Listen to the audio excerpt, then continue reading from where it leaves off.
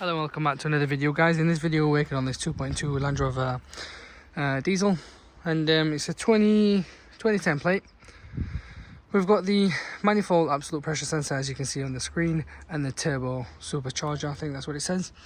So they're the two fault codes coming up. The car goes into lit mode. You can clear the code, you'll have good power within like literally 3-4 seconds. Once you put your foot down, it loses all power, as if something's not right within the air system, the pressure building up. So what we recommend is not to rush in, not to change parts. The easiest and cheapest option would be to do a smoke test to see if there's any leak, because they are known and common for it leaking down here, but I haven't dug in thoroughly. And then the other code, which is the DPF pressure sensor, I will dig in. That's also round here if I'm not mistaken, and I'll go through it at another point. It's underneath, is easier to get to. Anyway, now I'm going to put the link in as well for you guys. One of these on Amazon. It's really quite cheap and good, to be fair. It saved me probably thousands, I'd say, because it really kind of helps you narrow things down. So I'm going to go through the process. We'll take this off, smoke it through, and we'll do it together. As we can see, positive, negative, it's really simple, dead straightforward. You do fill it up with some oil, and then we are just going to keep an eye out and see if we get any sort of smoke. So I've pumped it through, obviously push it in so there is no gap here.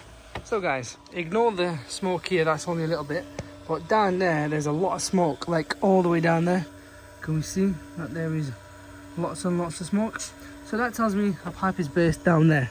We're going to have a look and see exactly where it's peeking out. It looks fine from the top here. This top bit's fine. So it's only at the bottom. So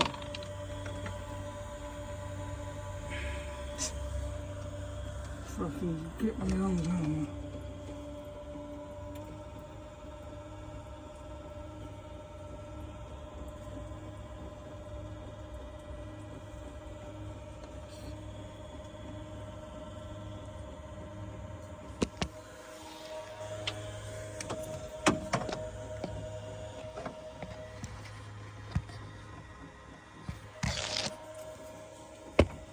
Hello guys, welcome back to my lovely hands.